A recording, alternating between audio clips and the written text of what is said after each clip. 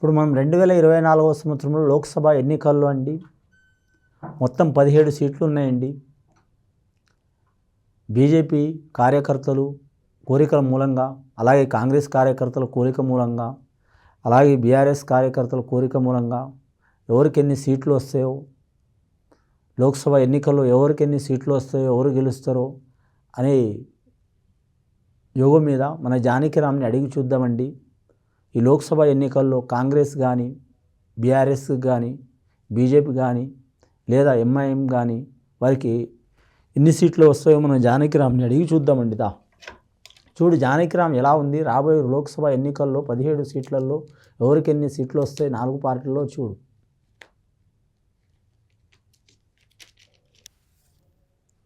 ముఖ్యంగా చూడాలంటే వారి లోక్సభ ఎన్నికల్లో అమ్మవారి దయ ఉందండి. అమ్మ దయ ఉంటే అన్నీ ఉన్నట్లే అన్నట్టు చాలా వరకు అమ్మవారి దయ ఉన్నది.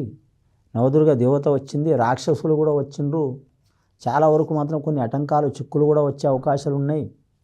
ఇలా మానవులు వచ్చిన నెత్తిన పెట్టే శంకన జోలి అన్నట్టు ఈ రాబోయే లోక్సభ ఎన్నికల్లో మాత్రం చాలా వరకు మాత్రం Congress party 1, BRS party 2, BJP party ఈ 3 పార్టీలు, అలాగే వాటితో పాటు మాత్రం ఎంఐఎం పార్టీ ఈ 4 పార్టీల్లో మాత్రం చాలా వరకు మాత్రం కలిసి వచ్చే అవకాశం మాత్రం కాంగ్రెస్ పార్టీకి మాత్రం కలిసి వచ్చే అవకాశం ఉన్నదండి. ఈ లోక్సభ ఎన్నికల్లో కనీసం మాత్రం 9 సీట్లు గెలిచే అవకాశం ఉన్నదండి. కాంగ్రెస్ పార్టీ వారికి ఖచ్చితంగా మాత్రం 8 లేదా 9 సీట్లు ఖచ్చితంగా గెలిచే అవకాశం ఉన్నది. లోక్సభ ఎన్నికల్లో గెలిచి అని మాత్రం నియోజకవర్గానికి మాత్రం మంచి చేసే అవకాశం ఉంది. అలాగే మాత్రం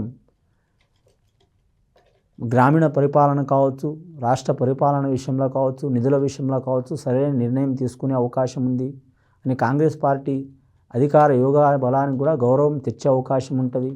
అలాగే రాహుల్ గాంధీ కావచ్చు, ప్రియాంక గాంధీ కావచ్చు, సోనియా గాంధీ కావచ్చు వారికి కూడా అధిక ప్రాధాన్యత తెచ్చే అవకాశం ఉన్నదండి.